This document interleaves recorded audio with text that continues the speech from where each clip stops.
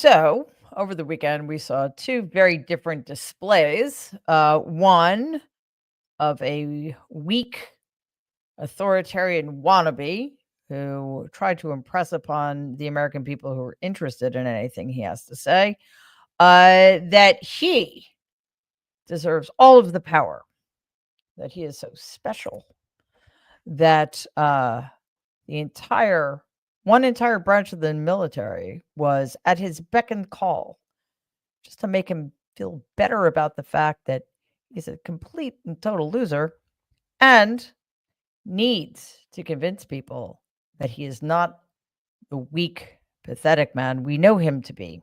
Unfortunately, in service to that end, he did something deeply un American. He turned Washington, D.C., our capital, into North Korea for a brief period of time. Donald was very unsuccessful at this in terms of the way the parade played out, in terms of the response to it, in terms of the attendance, but the images remain.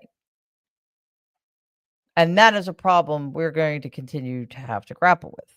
On the other hand, however, something between 4 to 6 million people showed up in solidarity to do one of the most American things, to exercise a right that is enshrined in the very First Amendment of the Constitution of the United States of America, to protest against any American leader who has monarchical ambitions.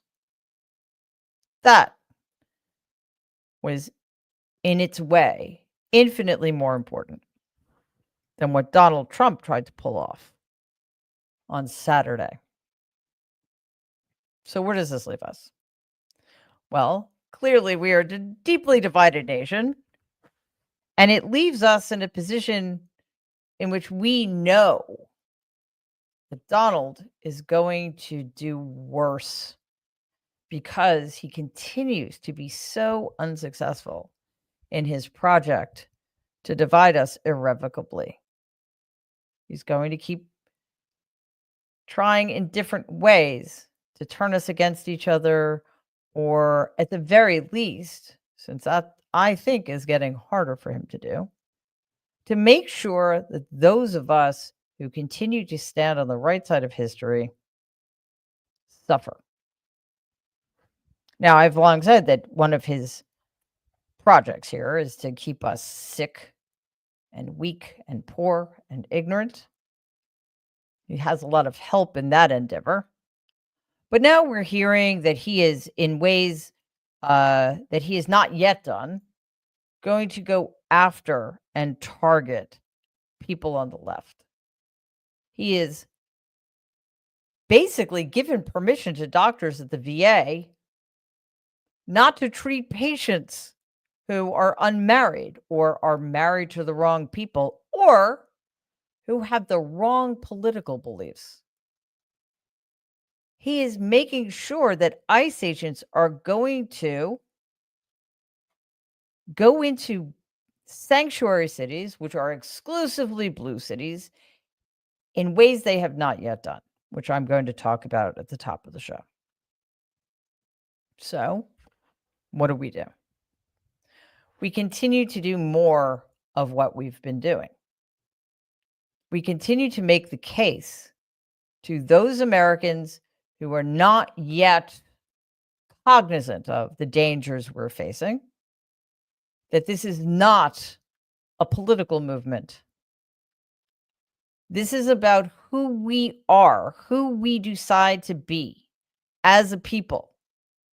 Are we going to, like a bunch of white shoe law firms and institutions of higher learning, capitulate to a man and a political party that do not believe in American democracy, do not believe in the American experiment, and want at all costs to dismantle those institutions that have, in the past and the present and the future, given us any shot of becoming the kind of democracy I continue to believe we have it in us to be? Or are we going to stop them? I know which side of that I'm on, and I believe you're on that side too. So we need more protests. We need bigger protests. And I've said this before, and you know that I believe this wholeheartedly, as do many of the Nerd Avengers. We need to get to a point in this country because, let's face it, Donald Trump had a bad weekend. He's humiliating himself once again at the G7 on the world stage. That does not diminish his power. I'm sorry to say. It may diminish his influence. It does not diminish the power he wields. In fact, he may begin, why am I qualifying that? He will begin to use that power in ways that are even more destructive. So we've got to figure out sooner rather than later how to band together and shut it all down. Let's dive in.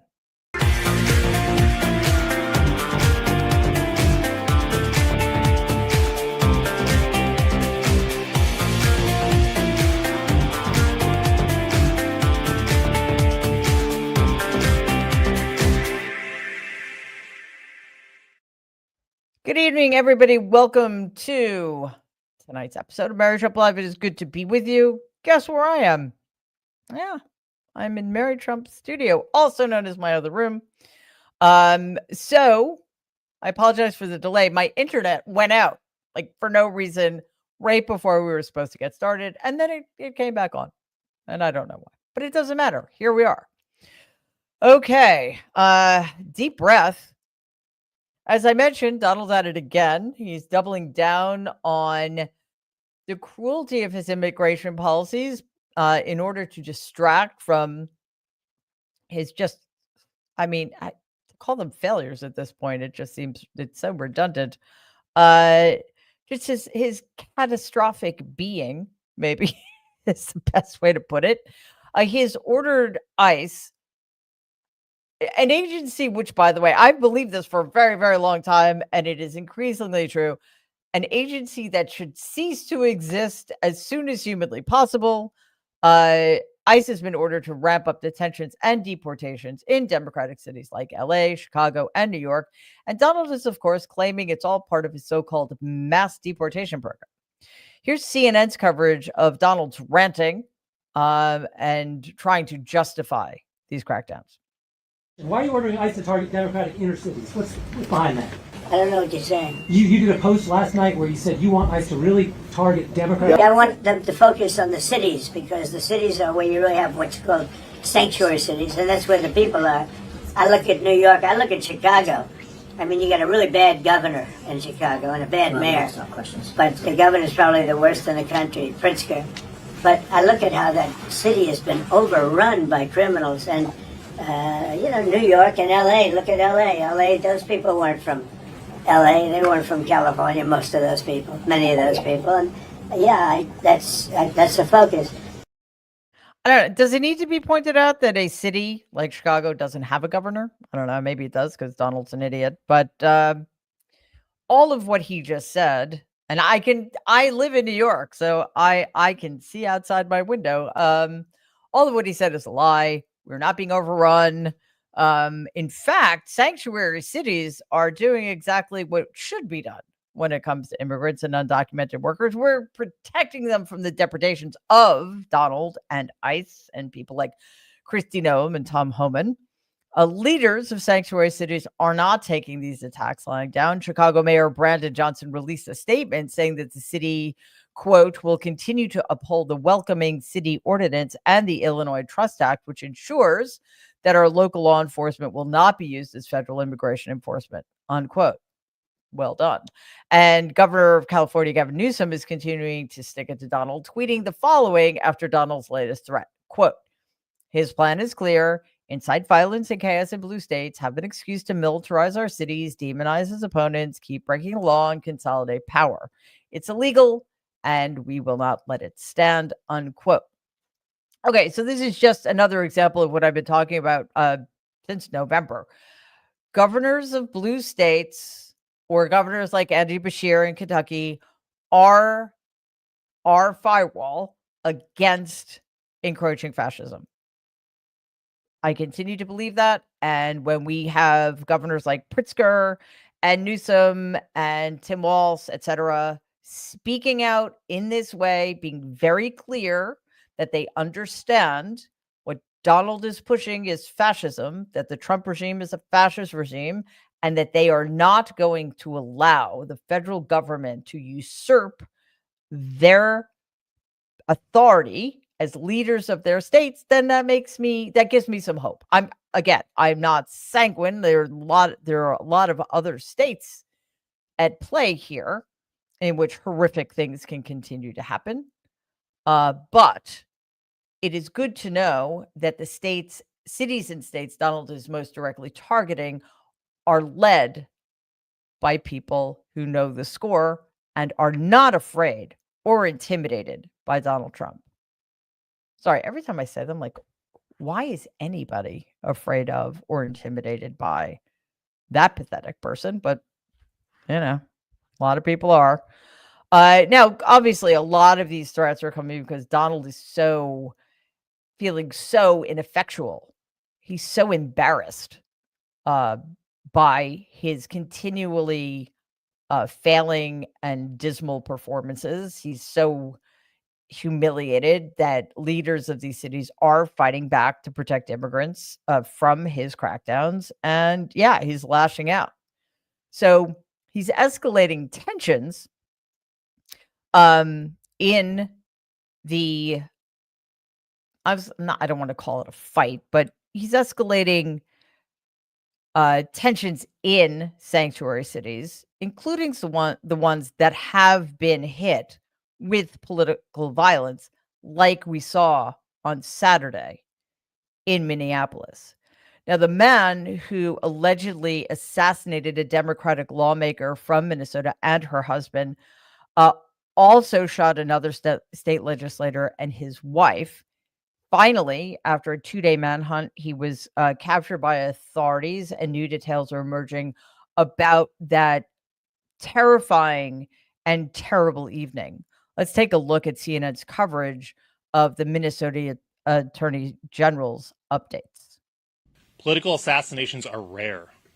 They strike at the very core of our democracy. But the details of Belter's crime are even worse. They are truly chilling. It is no exaggeration to say that his crimes are the stuff of nightmares. Belter stalked his victims like prey. He went to their homes, held them out as a police officer, and shot them in cold blood. We're now learning that the alleged murderer visited the homes of four lawmakers that evening, but was thwarted by police presence around the homes of local lawmakers after the initial shootings had been discovered. All of the targets were, as far as we know, Democrats or abortion rights groups and providers. And as we learn more about the attacker's personal life, we're learning just how extreme and violent his right-wing beliefs were. Through family and friends, we're learning that he not only voted for Donald, but during a church trip to Africa, preached about anti-LGBTQ plus sentiments and complained about the direction America was going. And the lawmakers who attacked were far from the only targets. Also targeted U.S. Senator Tina Smith, a Democrat. My apologies.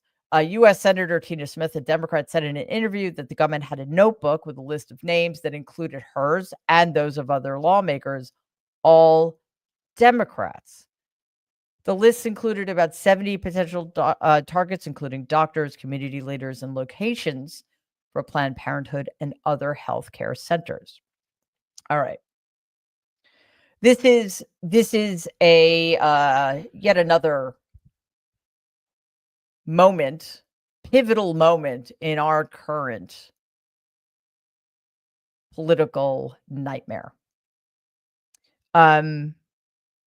Acts of political violence are obviously unacceptable, but they are also things we cannot undo. So, how do we stop it? Well, guess what? We can't. Because the person with the most power in this country, the person with the biggest bullhorn, the person with the biggest platform, wants this kind of violence to occur in our country if it is in service to him. If the right people, which is to say, people on the left, people who his base hates, people who hate him, who speak out against him, as long as those people are targeted by these despicable murderers, by the worst among us, who believe that they have the right to take lives in order to score some points, not only is Donald Trump not going to do anything about it, he is intentionally going to go out of his way to make it worse. The shooter and Donald have the same viewpoints. That's all it takes for Donald to accept without reservation whatever violence people like that man choose to unleash. In the context of this, I don't know how much it matters. It certainly, again, does not change the fact that one Democratic lawmaker and her husband have been assassinated, and another Democratic lawmaker and his wife almost were, but the Trump regime was handed a major loss last week during a week that was, quite frankly, tumultuous even by the Trump regime standards. Today, a federal judge in Boston ruled that the termination of National Institute of Health grants for research on diversity-related topics by the Trump regime was, quote unquote, void and illegal.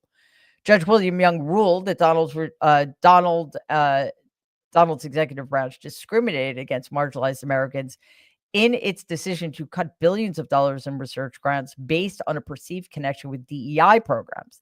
These cuts targeted programs supporting minorities, women, and LGBTQ plus people. On Monday afternoon, Young stated, quote, "I've sat on this bench now for 40 years. I've never seen government racial discrimination like this," unquote. The judge ordered that the NIH reinstate the funding to the 367 grants that were impacted, and he sounded the alarm that the Trump regime is attacking marginalized Americans. Well, which obviously we have known for a very, very, very long time. The question remains, will such rulings make a difference? Will such rulings change the lawless, unconstitutional behavior of Donald and the members of the Trump regime? How long did it take for us to get this ruling? How much damage has already been done? Will any of that damage be undone?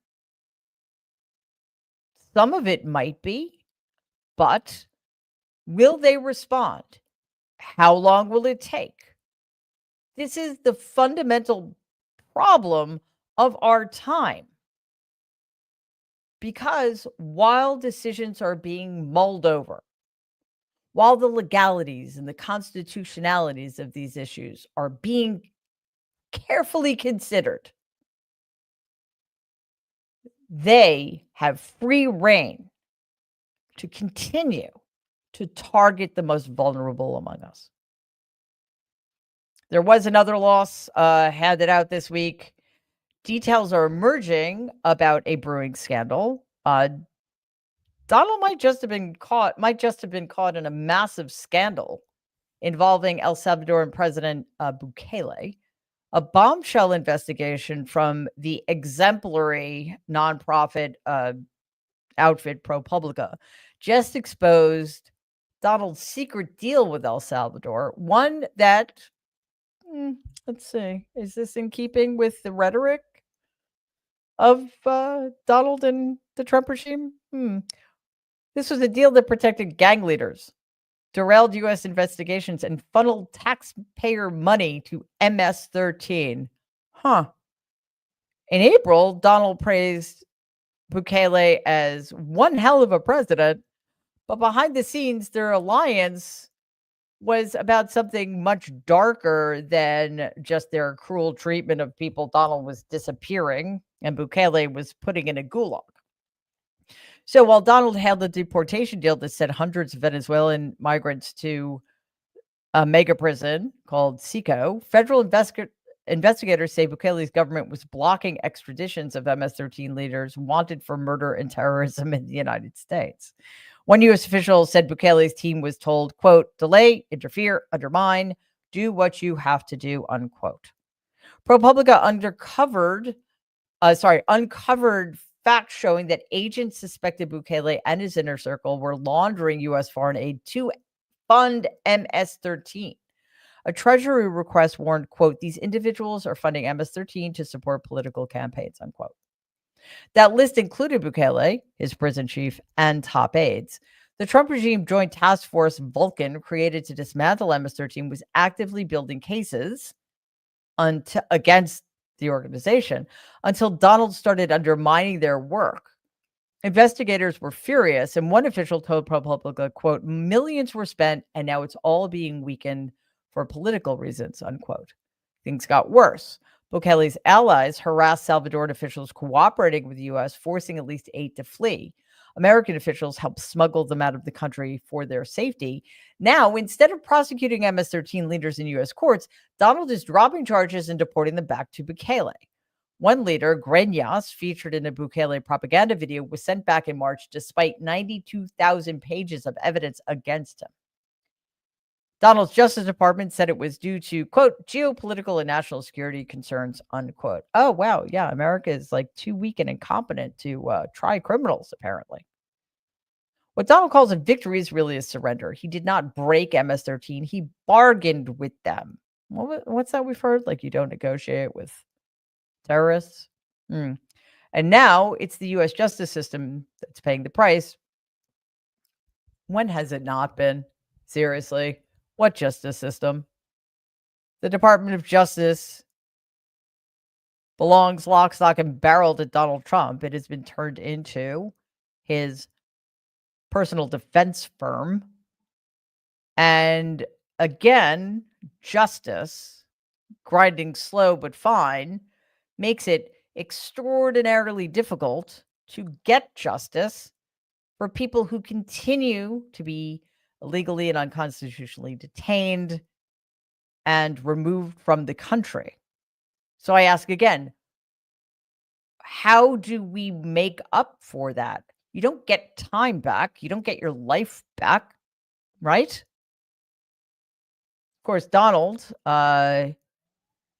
is taking advantage of the vacuum that has grown around this issue because we're doing a lot of waiting for rulings, waiting to see if Donald's DOJ is going to comply with judicial orders.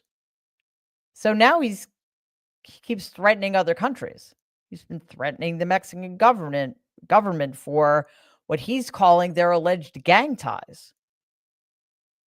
On the other hand, though, clearly he doesn't mind when a politician is tied to gangs in his pocket. So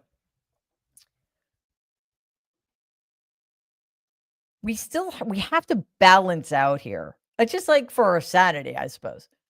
The losses, the real losses that Donald is suffering as a person, the losses, the humiliations, the reversals, and that the Trump regime is suffering in court in terms of public perception and public opinion, in terms of polling. Those are real, and I do not want to diminish the impact of them at all, because those things are going to keep building and they're going to continue to have more and more of an impact on other people. But again, as I said at the beginning, we have to be very cognizant of the fact that those losses, although again, very importantly, cut into his support, shift the belief systems of the American people vis-a-vis the Trump regime, right? Very important. They do not diminish his nearly imperialistic power. Thanks, corrupt illegitimate supermajority of the Supreme Court. Thank you, fascist Republican Party. Thank you to the fascist Republicans in Congress who decided without any pushback or fight at all to cede their constitutional authority to the executive branch and the worst person who ever walked the planet who leads it. Well done. Because, to sum up what I said earlier, a weakened, humiliated Donald with all of that power is even more dangerous. That sounds like a really good time to stop and do an emotional support moment, doesn't it? Yeah, sorry. I don't mean to be negative. I'm just trying to be realistic. You know, it's not like this is the thing. And don't get me wrong. Like there are times when Donald gets humiliated and like his failure, like, I mean, egregious failure of a parade on Saturday. I mean, that was I can't say it was fun because that was in the wake of the horrific political violence in Minnesota. But it's exactly what he deserved. And I think it's always a good day for the American people when Donald suffers that kind of humiliation, right? So I think it's good. The more moments there are, right? The more moments we have, like at the G7, where he just made a complete and utter fool out of himself. And it's becoming increasingly clear that other world leaders don't care. They're not afraid of him. They don't, I mean, they've never respected him, but they don't even respect his power anymore. All good. All of that needs to happen. That doesn't mean it's going to come without consequences, because there will always be consequences when you put somebody like him in power. The alternative is far too bleak to contemplate. The alternative is he just keeps doing what he's doing unimpeded and becomes more powerful. We cannot stand for that. That's for sure. So I think the conclusion of this is that because of you and what you've been doing and what you did this weekend, the tide is really turning in a way that I hadn't seen before. The protests this weekend were, I believe, pivotal and suggest to me that we are on the right track and we will get where we need to be. By which I mean there's a basic calculus, and I mean I'm going to do a little bit more research into this, but protest movements need to include something like 3.5% of the population in order to be real pivotal moments in a movement's history, right? We're not quite there yet, but we're getting very close. And that is something you guys should all be proud of. So for today's emotional support moment, we want to share your experiences. Last week, when we were talking about No King's Day and the upcoming protest, we asked all of you to send your photos and videos to Mary Trump Media, and many of you came through. Our inbox was full over the weekend with your wonderful experiences and your very moving words about them. This was an incredible show of strength. It just added to the sweetness of it all that it was on Donald's birthday. And we know that's why he threw this friggin' parade in the first place, to celebrate himself. So it's just a reminder that there is real truth to that maxim, that there is strength in our numbers. So here's an image we were sent from Philadelphia. Our friend here is holding a sign that says, quote, "It's no longer a difference in political opinion. It's a difference in morality," which is absolutely true and is absolutely how we should be thinking about this crisis we face. Our next image is, and that's from Ghostly Air 59. So thank you, Ghostly Air 59. Awesome job. Our next image is from Elizabeth R., New Mexico. She shared images of a packed but peaceful gathering in the town of, hope I'm saying this right, Taos. Awesome. Holly D, who's from Hartford, Connecticut, sent us a photo of a fantastic sign calling Donald Benedict Donald, which he is, betraying the American people one executive order at a time. Yes, indeed. The next one is from Joy G in Sarasota, Florida, who held up a sign that says, quote, most people just can't have cake. Sorry, most people just have cake on their birthdays. Well, most sane people, yes. He probably had cake too. But he also needed a parade and lots of guns and tanks and airplanes. Here's another beautiful image of Americans of all ages rising up against the wannabe dictator and his dictatorship. That's from Kasim in Newark, Delaware. Kasim also sent this fantastic sign, quote, unpaid protester, I hate him for free, unquote. Yes, most of us do. And I want to leave you with this last image from Mary O in Syracuse, New York. So I want you to know why I think this costume is great. One reason, the sign says, I'm an entitled crybaby, privileged victim, whiny ass man-child who throws tantrums and ends mean tweets when I don't get my way.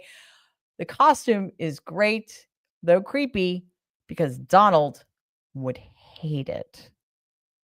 There are many, many more images. I'm going to include a lot of them in a Substack I'll be posting tomorrow, so you can check that out. So, unfortunately, we don't have the time to show all of them to you. So again, I'll put as many as I can in the Substack. But we looked at and loved every single one of them, and we are so appreciative to all of you for getting out there and protesting and taking the time to get those images and send them to us. We so appreciate it.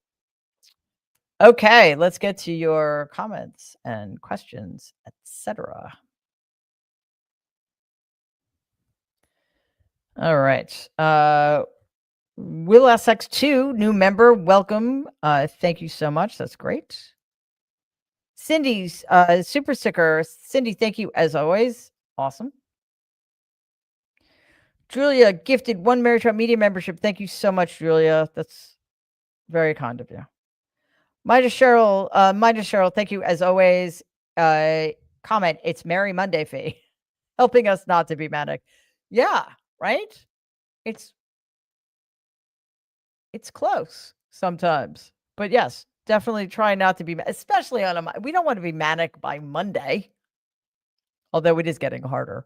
After the weekends we've been having, my goodness. Rosanna, thank you so very much, Rosanna. Comment, we are the resistance. Let's fucking go. I love this community. So do I. Yeah, this community rocks. Todd Meadows, another new member. Thank you so much, Todd. It's great to have you here. Regina, thank you as always.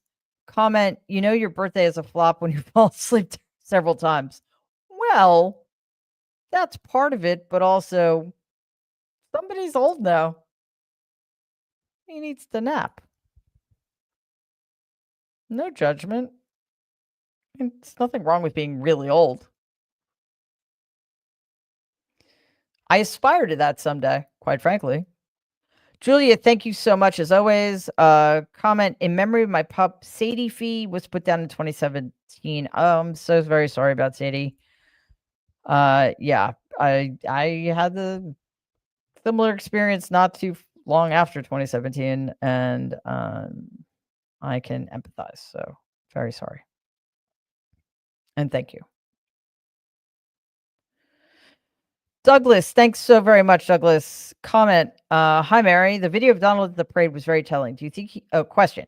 Do you think he has any clue as to how much he is loathed in America and the world? Yes, I do. on a very deep level, of course, and he always has. And that is his problem, but it's also our problem. That is why one of the reasons he is so angry and vengeful, because he does know on a deep unconscious level the truth about himself, and it's not pleasant or pretty. Ghostlayer 59 following up that awesome sign with that wonderful gift. Thank you so much. Comment. Hey, Mary, there was a guy at a local protest near me in Westchester, Pennsylvania, that the police stopped. His jacket was filled with ammo and an assault rifle in his car. Freaking scary. That is scary. It's scary for many reasons. One, there are states in which that would be perfectly legal. Two, the federal government wants that kind of thing to be legal in states like Pennsylvania. And three, that is the kind of behavior Donald Trump is encouraging. So yeah, I'm glad the police flagged it and that everybody was safe. Gloria gifted 5 Mary Jo Media memberships. Gloria, that's absolutely fantastic. Thank you so much. Julia gifted 5 Mary Jo Media memberships. What is going on? It's like a trend. Thanks, guys. That's fantastic. Julia, awesome. Greg, thank you as always. Question: are we thinking Donald and MS-13 are going to work together? Well, it looks like they may be. I mean, but this is a fundamental thing that's important to understand about him. You could be the worst person on the planet. Well, he's the worst person. The second worst person on the planet who's done the most horrific things. If you like him, that's it. You're in. He pardoned people who committed vicious acts of violence against sitting members of Congress, against Capitol police officers, law enforcement, people that the Republicans are supposed to care about. He pardoned them or commuted their sentences. They are all free now. These were people who were going to spend, some of them, up to 22 years in prison because their crimes against this country and against Americans were so serious. Why did he pardon them? Because they committed those crimes for him. That is all he cares about. And which is insane, but what is worse? There are people who know that and they don't care. Yeah. Nikatsu, thank you so much for that. Comment: protests need 3.5% peaceful protests to make a difference. No Kings was a 2%. Yeah, sorry, that's a very good addendum. The peaceful protests are much more have much more of an impact than violent ones, by far. Okay, so that is a very important caveat. And yes, we're more than halfway there, but I'm pretty sure that we can get, I don't know, 3.5% of whatever I'm not entirely sure what our population is now at the moment, but say somewhere between 12 and 14 million, 12 and a half and 15 million people need to start showing up. I think that's about right.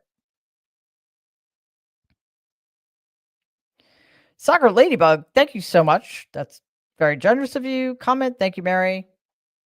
My comment, you're welcome, and thank you. Oy vey. Oh, that's a good handle. I say that far too often. At Drop of Purple in A, we escaped and defeated a king in 1775, and we defeated a dictator in 1945. We will defeat this man baby and his cult of sociopaths. I'm with you. I'm absolutely with you. I believe that wholeheartedly. I wouldn't be here if I didn't. I just think it's important that we keep our wise eyed open about how hard it's going to be, and that a lot of bad things are going to happen in the meantime. But if we know that, we can prepare to the best we can. Eric, comment. Donald claims his deportations are remigration. Yeah. Please look up the definition for yourself. He seeks to remove all non-whites from the country, returning them to their country of origin. Yes, his rhetoric along those lines is getting worse. I'm going to talk about this tomorrow. He didn't write it, but it was on his account. Somebody wrote it for him, but it was a post about this concept of remigration. It is upping the ante of the white supremacist agenda that Donald espouses and supports. So we need to be paying very close attention to that. So thank you, Eric. Oh, that was it. That was fast. All right. Well, everybody, thank you for being here again. I know it was a busy weekend for a lot of you, going to protests and, mocking Donald. These things take time. Taking pictures, sending them to us. So thanks to everybody who went to the protests and shared their photos and videos and experiences. Thanks to everybody watching on YouTube, to everybody live streaming on Twitter and my Substack, The Good in Us. Again, a reminder, The Good in Us, first of all, become a subscriber. It doesn't cost anything. And it's a very like-minded community over there. I will be posting tomorrow many, many more of the images you all sent in. What else? Thank you also to anybody listening to the podcast. We're really trying to grow that as well, so that helps tremendously. To all of our new members, for those of you who don't know, we have several different tiers of paid YouTube memberships, which is separate and apart from just subscribing to the channel, which is free. So if you're interested, check those out. Those are on our YouTube homepage. I think you'll be interested. So yes, to all our new members, those people gifting new memberships, that's fantastic.